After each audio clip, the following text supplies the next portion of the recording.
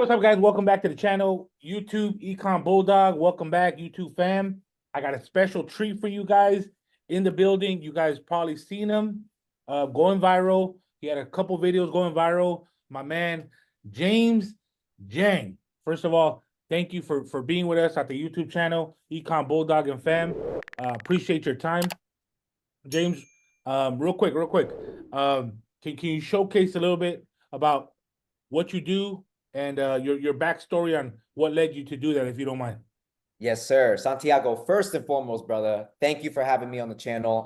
I see your stuff on YouTube all the time. An amazing job. You blew up to over 100K subscribers. So hats off to you, brother. Not many legit people in the credit space no more, man. So it's my pleasure to be on your show. Thank you. But yeah, just to give a short overview, guys, my name is James Jang. I'm the CEO of Limitless Financial Solutions. And what we do is we are a financial consulting company that helps people fix and build their credit, help them get up to $250,000 in 0% interest funding. And then we also help them start up their own online businesses that generate passive cash flow. So what I like to say is we are ultimately a company that can literally take somebody from 0 to 100, no matter what their financial situation or current circumstances are. And how I kind of got into this space was, for those of you that don't know my story, way back in the day, I was working multiple jobs. I mean, I could list some of them out right now. Foot Locker, Finish Line, Macy's, kind of embarrassing. Macy's, most women work there, but I was working at Macy's. I was a bus boy. So for those of you that don't know, basically I was like can I curse on here, Santiago? Am I allowed to curse, or Handle your business, bro. Handle your business. Okay, I'm just, I want to be respectful of your show, but I was a busboy. So basically what a busboy was, I was like a waiter. All right, so there's the waiter that serves the food, takes the orders. I was the one cleaning up after these rich people's, messes, their breadcrumbs and their spilled drinks and stuff like that. So I did that, and I was also a personal trainer at LA Fitness corporate gym for a short amount of time. And then kind of, where my life changed was I was like, damn, like I really got to do something different. Not only am I broke, but I'm literally slaving all the time at my job. So I didn't have financial freedom. I didn't have time freedom. And if I don't have those two, I definitely won't have the location freedom. So then what I decided, I was like, damn, like I got a good credit score though, right? I built this since I was very, very young. And so what I did was I reached out to a guy by the name of Vince Del Monte. He was my first ever business coach. Shout out to Vince if you're watching this right now. And I wanted to hire him, but the problem was I only have $500 to my name. And like he charged 15K.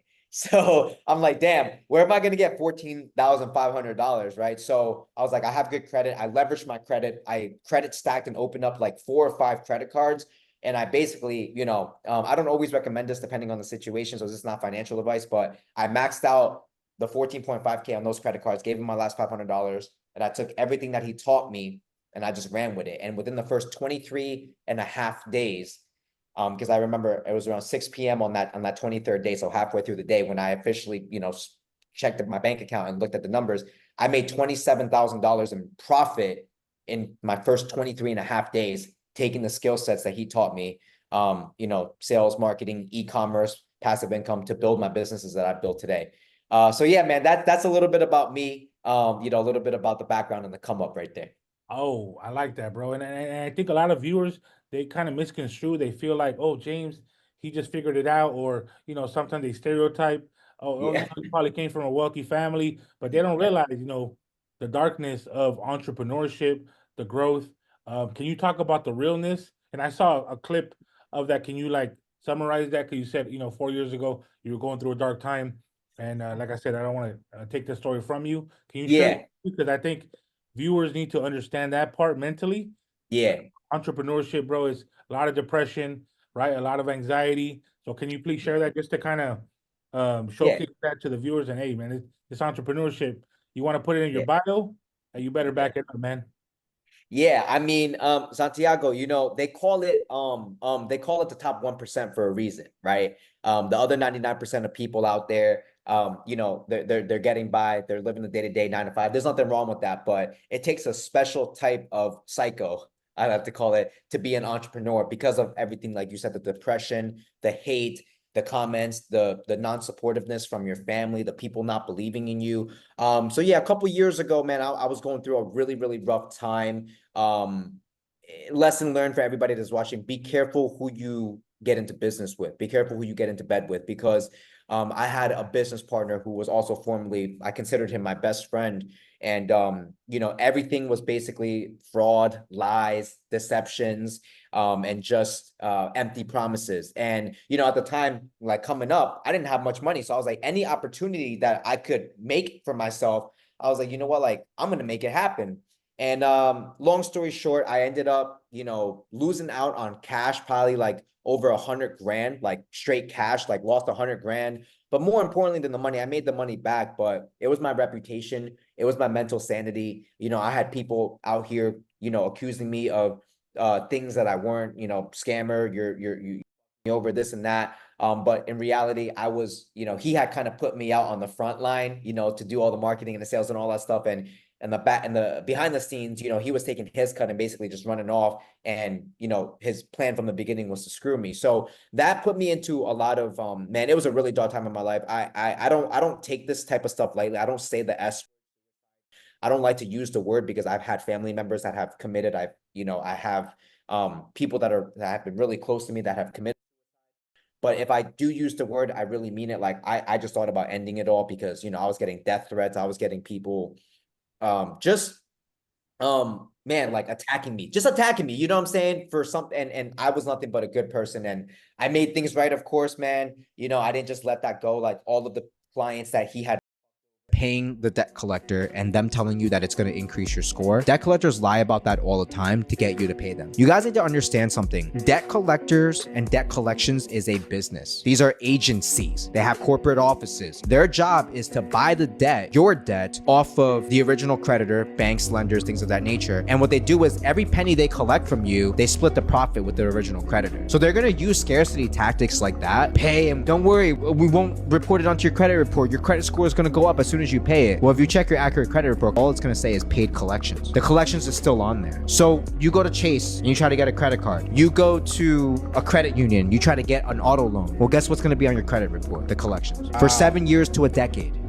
I stepped in. I actually lost even more money. I spent my own money to recover them and to kind of make things right with them for the services that we were providing, because at the end of the day, I knew it was going to come back to bite me in the ass, even though it wasn't my fault. And I'm just about like just doing the right thing.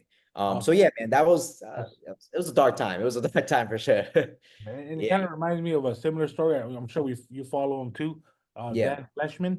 He was Yes. going Yes. through a time with his I think poker business, and Yeah. he like refunded someone 400,000, or the company refunded all the clients 400,000 just so you could sleep better at night. And that's what in business, guys, if you do good business, Yep. right, and you offer the service and you do the service, just say what you're gonna do, right? Nobody's perfect in business. Nothing is perfect, guys. There's gonna be highs and lows, but just make it right. Make Just it right. make it right. I'm not perfect. In the being in the credit repair space, every profile is different, right? Something might work, something might not. We'll tweak things. We'll make it better. But Yep. at the end of the day, we just want to make things right, and then we want to just help more people, right? I think Yeah. that's one of the things that entrepreneurs get into this because they're passionate about something. They failed many times on what they're doing, and they're like, "Hey, how can I make this right? Okay, Right. I Yeah. mastered something. Now let me help more people, impact more lives." Yeah. And at the end of the day, man, Santiago, you bring up a really good point, brother, because like the way I look at things, and I tell my clients this as well, right? And my friends, my family, I tell everybody, like anybody can go out there and make fast money. Like it's not hard nowadays, bro. Think about it. I mean, we had our NFT era. We got, like we live in the digital era now. Everybody and their mother got a course they're selling. Everybody and their mother got a Discord, got a school community. And that's great. Like, but like making money is not the hard part, right? But it's just like, can you make money long lasting? And that's what relationships are all about, right? Where it's like just like banking, like on your credit, on your YouTube channel, you talk about banking relationships, right? Like you go into Chase, you never had an account with them before, you don't have nothing with them, and you want to buy a Lambo, you want to get an auto loan through Chase. They ain't giving you 250K, right? But it's like you have a relationship with them, you got credit cards, checking accounts, your bank rating is good. You go in there, and I mean, fuck, they'll give you money for anything. So I look at business the same way, where it's like, hey, like why make a quick buck off of somebody instead of focusing on how can this person continue to pay me for the next 5 years, and that way everybody comes out winning. Nice, man. Okay, cool, man. And I got a lot of my viewers, they love credit hacks, they love credit growth, they love, hey man, give the sauce, right? And I know you got some sauce, so definitely A little bit of sauce, yeah. one of the things, and I think the viral video, because maybe some of my viewers haven't seen that video, they probably have. Can you dive into that just so kind of regurgitate it against in your? I know it's your your video, but like Yeah. share with them as far as that, because I think it's a valuable information, and then I want my viewers to listen to that part. Yeah, so absolutely. So first, I want to ask you, right, Santiago, because a lot of the videos that popped off and went viral. So just want to be clear, so I talk about the right topic. Which one specifically do you Oh, I'm want me to sorry. dive into? Got you. No, it's all good. Because so many of them, I'm like, damn, which one is it? It's I think it's the debt collector one. okay, the debt collector. All Yeah, right, yeah, let's so go with that one. Yeah. yeah. So there was a few of them, but let me kind of just go over the one that like popped off the most. So I made a video, and I'm sure, I mean, after this is edited, we could probably make it pop up somewhere. But Yeah, for sure. you know, there was that video where I was saying, you know, there's laws that protect consumers such as you and I when it comes to debt collection. And debt collectors, they tend to come off as these very fierce, aggressive people, companies, men, women, whatever you want to call them, that almost in a sense like try to make you feel intimidated so that they could get paid. Now, for those of you that don't know like how debt collection works, like let's just say, let's use me and Santiago as an example, right? Let's just say like whatever, I paid like Santiago for like let's just say he charged me $1,000 for his credit services, but I only, you know, whatever, paid him 500, and then I decided to ghost him, and I owed him another 500. He tried contacting me. He can't collect the extra $500 from me. So then what he does is he's like, yo, he's gonna call up a third party like a debt collection company, which by the way, they're all over the place. You're one Google search away, and they're like, yo, I need this debt from this guy. I need you to help me collect it by, you know, sending him basically threatening letters, legal action, this, you know, those bold letters, all them scarcity tactics, calling their jobs, going to their jobs, whatever. And then what we'll do is like, listen, if you can help me collect this debt, like I'll give you 30%, right? That's what debt collectors do. They split the profit with the creditors. So a lot of average people like that don't understand credit, because they don't teach this shit in school for a reason. It's not by accident, right? They like, oh shit, like I'm scared, like I gotta pay the debt collector. Because if I don't pay them, they're gonna like take me to jail. Or if I don't pick up their phone calls, like I'm gonna go to jail.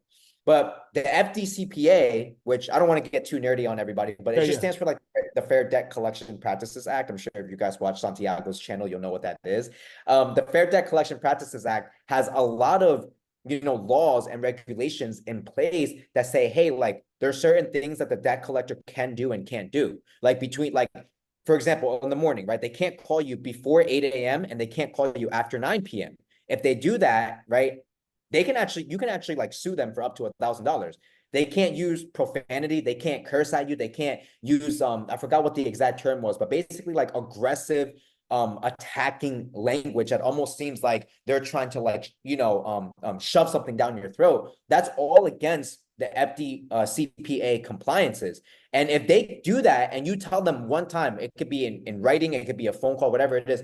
If you tell them just one time to stop, like, hey, it's like, stop calling my job, stop harassing me, stop yelling at me, like, I don't consent you to contact me anymore, and they don't stop, well, not only does that item, whatever, let's just say it's a collections, right? Not only does that item, the collections or the charge off, legally have to get removed off of your credit report, but you can actually sue them and get compensated for up to $1,000 because they violated the law. So when that video popped off, like a lot of people, they didn't understand. Oh, he's a fraud, he's a scammer. That's how you what is it? People are saying that's how you tank your credit score. I go, no, the real way you tank your credit score is if you pay the debt collector, because not only did you pay these money, but now all that's going to happen is on your credit report, it's going to say paid collections or settlement.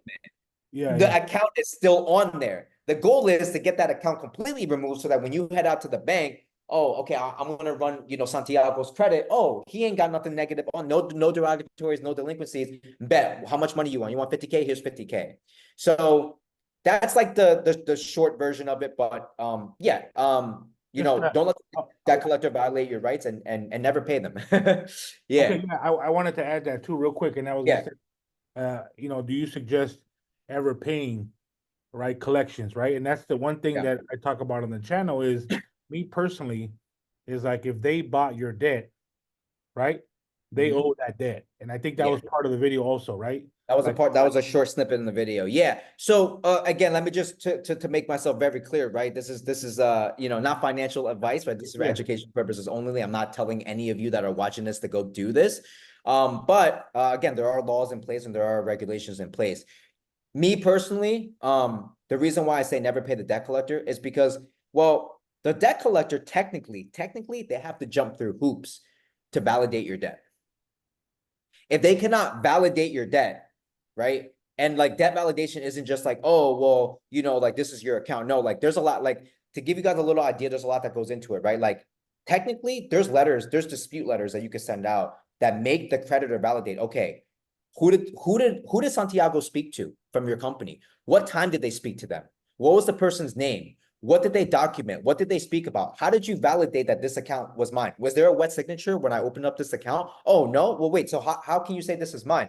Oh, there's incorrect personal information on your credit report. You got like addresses from like 5 years ago on your credit report. Bro, you can't even verify my address. You can't even verify my middle name. How can you say that this debt belongs to me? So if it doesn't belong to me, why would I pay it?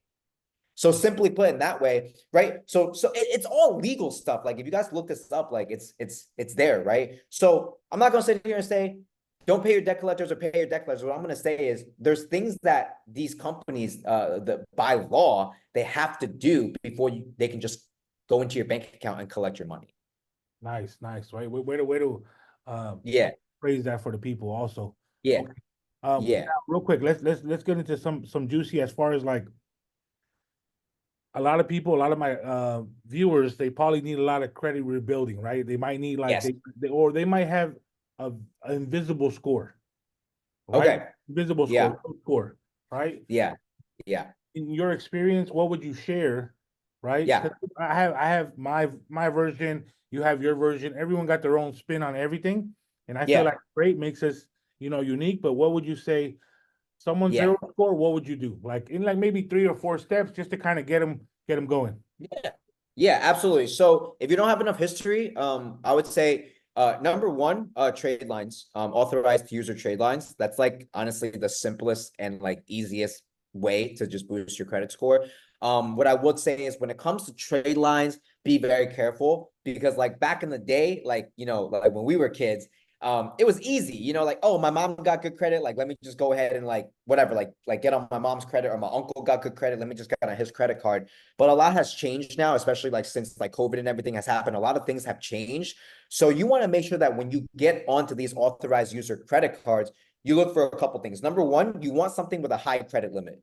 Okay, you don't just want to get on a credit card that has like a $500 credit limit. I don't want to say it's useless, but it's like it's almost useless, right? You want to get on something like, in my opinion, minimum of like 5K and above trade line.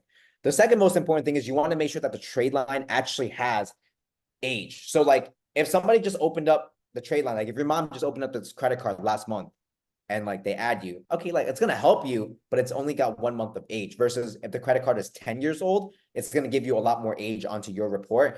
And of course, last but not least, just make sure the person has perfect payment history. Because if you literally add yourself as an authorized user onto somebody's credit card that has 60-day late payments, collections, and charge-offs, that's actually gonna harm you even more, because trade lines is like a copy and paste, right? Whatever they have, it's like anything you could do, I could do better. Like anything you have is on my account. So look out for those things before you add yourself on the trade lines. I would recommend, even consulting with somebody like myself or Santiago, like, hey, do you guys sell trade lines? What type of trade lines do you guys recommend? Because we're the experts here. It doesn't hurt to ask, even if you don't do business with us. Number two, credit builders. Very easy, cheap, low way to build your credit. There's so many: Kovo, Ava, Chime, Kickoff, Magnum, Credit Strong. There's so many of them. And basically, long story short, what credit builders are is they're actually your primary accounts. So they're your accounts. They're not authorized users. You open them up, and a lot of times it's like a monthly subscription. Oh, you pay $10, $15 a month, and we're going to basically report a line of credit of $500, whatever, $1,000, $2,000 onto your credit report. And it's going to show as, James Jang's primary account, and that's going to give you more credibility. I always recommend my clients getting on at least 2 to 3 credit builders, especially if they have zero zero prior, like no credit score, like an L2, L3, 9,005, whatever you see, like those, no credit score. Or So that's going to help you significantly with the trade lines. And then honestly, last but not least, I would say if you have the ability to, it's a hit or a miss depending on what your score actually is. But start with either secured credit cards or beginner credit cards. Because here's the thing, if you got like a 680, 690, and like let's just say on Experian, but the other two bureaus have like no score. I personally, for my clients, I've gotten them approved for like very basic low-level credit cards, like the Capital One Quicksilver, Yes. the Discover It card, like just very beginner-friendly credit cards. That way you at least have a real credit card on your file. And if you get denied for that, you can always go to the bank and do a secured credit card route as well, which is basically you deposit your own money as collateral. And if I deposit $200, they're going to give me a $200 credit limit. Every month I use it, I pay it off, and then eventually they bump it up to 500, 1,000, and then they turn it into a real credit card. So authorized user trade lines, credit builders, and either beginner level credit cards or secured credit cards would be my top 3 tips to build your credit. Nice, nice, awesome, awesome. I love that. I love that. We're on the same page. You know, I feel Yeah. like people overcomplicate things. Yeah. Right? They It's not overcomplicate. that difficult. Yeah. Not that difficult. I mean, I feel Yeah. like, I mean, me personally, if they got a 0 score or no score, it's better than them having negatives. Negatives. Yeah. Because you build instead of having to repair. Yes. And building is always easier than repairing, in my personal opinion, Yes. at least. Yes. You know what I'm saying? So And yeah. also with the building aspect, usually I tell clients wait at least 6 months Mm-hmm. for applying for your maybe higher level credit card because you want to show history, you want to show that you're building, especially Yep. I call something called RBI for all Yep. my subscribers, RBI relationship banking is the ticket. You know what I Yes. mean? Like that's really the Yes. ticket. I'm big on credit unions. Me too. Right? I'm big Me on too. credit unions, so I'm big on Navy Fed. Yep. So Penn those are Fed. Navy Fed, Yeah. Penn Fed, schools Yep. first if you're a teacher Yep. or affiliation. Those are gonna give you like the real bag, right? Because if you guys already seen ibanknet.com, you go there, you type in a credit union, your state, and it'll tell you which is the number one credit union in Yep. that state. So why would you want to go to a credit union down the block that's giving you 500 when you can go to Navy Fed if it's near your city and they can give you just a higher limit once you build that relationship with them. Yep. Cool. Exactly. Exactly, brother. So, Love so, it. so James, what is something that you can share with the viewers that you've got in the credit card, right? Besides your initial Yep. investment, like as you grew, right? And you kind of invested in something because I do hear e-commerce, Yeah. something you do. So what is Yeah. something that you can maybe share a nugget with the viewers on what you do on e-commerce or maybe something they can start just to go in the Yeah. right direction because sometimes people we're going in the wrong direction, right? So we're working 3 times as hard, but we got James right here and he Yeah. about to share just a little nugget on how they could make a 500 to $1,000 on their own, Yeah. maybe on the Yeah. e-commerce thing that you do. Yeah, absolutely. So, man, like Santiago, greatly put, because the thing is like, I want to shed some light on this. It's like a lot of people like they'll get funding and then it's like, now what? You know what I'm saying? So it's like money, Grant Cardone, money is useless unless you use it. You know what I'm saying? Like, don't let money sit there and collect dust, and don't put it into liabilities until your assets can pay for those liabilities. So a very, very easy way to make money online. I mean, there's so many of ways in 2024. I'm not saying this is better than anything else. I'm just saying this has worked for myself and my 1,348 plus clients as of today. Hey, It's e-commerce, man, e-commerce stores, e-commerce businesses. I personally, I stepped away from the whole Amazon Shopify route because it became very, very saturated and also very, very hard to scale. And for beginners, like a lot of people, they don't know how to run ads. You know what I'm saying? They don't know how to do product research, product listings, reply to customer service inquiries. That's a full-time job. And if you're a mom of 3, you work 9 to 5 already, the last thing you want to do is come home and work from 6 o'clock to midnight. So what we do is actually something called the Facebook Profit Engine, aka also formerly known as Facebook Automation. And what we do is we leverage the Facebook platform to sell hot selling in-demand items. We do utilize the drop shipping business model, but here's why we use the Facebook platform, because Facebook has 3 billion users on a daily basis, and that's billion with a B. So business is all a game of numbers, right? So if you could get more people into your restaurant, into your territory, then you can make more money. So if there's 3 billion people on Facebook, I was like, damn, I got to start leveraging this platform. It's free to use, and leverage the marketplace and the shop feature to go ahead and sell products on there, because nobody in the marketplace is doing it. And the profit margins are sky high because the fees are a lot lower than other platforms. And you don't get banned, right? I mean, it happens here and there if if you post some crazy, like inappropriate type shit, but that's any platform, right? But if you just like on like Amazon, eBay, and Shopify, you don't get banned. So it's an easy way. We have thousands of clients that are, making anywhere from a few hundred a month all the way up to, some of our highest clients have made up to 5K a month, in the long term, obviously not immediately. It's not no get rich quick shit. In the long term, completely passive by leveraging the Facebook profit engine. So yeah, man, that's in my personal opinion, in 2024 Q4, you know how e-commerce is in Q4, people are shopping, the holidays are here. There's never a better time than now to get started with that, in my opinion. Nice, man. And just like I said, he said, I tell people this, right? And James probably, a lot of people, and we've been there, we've done that. It's like we use credit to make it look like we got money. Yeah. Yeah. I mean, Yeah. eventually, the wealthy, they use credit obviously to spend on their luxury stuff because they're using stuff like that. But realistically, use your credit to invest in something. Yes. Whether it's a mentorship, whether it's a e-commerce store, something that can, you do your homework, guys. Obviously, James Jang, I brought him in, you know what I mean? We already connected, and I wanted to see what, he was about, just to, because recognize real. I haven't met him in person, right? Absolutely. But we got a good energy before, coming out live, and it was great connection. And just so you guys can think differently, because you guys might be watching, you might be like, man, I have this credit card, because I get people $20,000 credit cards to Navy Fed all day, right? And this stuck out. I'm gonna say this because this one hurt. I got this one guy, 20,000, hits me up 6 months later, usage is 99%. 99%. Yeah. I'm like, what you do? Oh, bro, I went to Hawaii, I went to this, and I'm just like, now I feel like crap, because I'm like, dude, if I didn't give him that 20K, you know what I mean? He wouldn't have been in this hole. But I'm just like, man, you should have used that money to invest in something.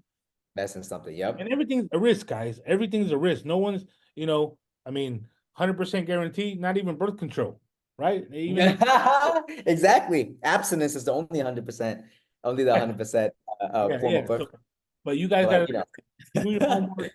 And that's what I'm saying. James right here, Jang. I brought him in, gave you guys some great credit tips. I'm gonna see one more before, that way the viewers can leave with a sense of like, hey man, James, thank you for dropping the nuggets.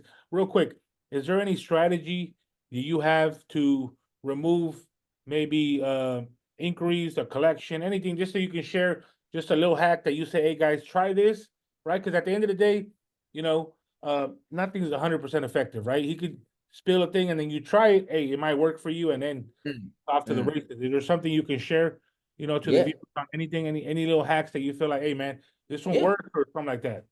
Yeah, easy. Absolutely. I'll give you guys some hacks before we go here. So, I mentioned this earlier, but the number one thing is, like, if you have anything negative on your credit report, don't panic.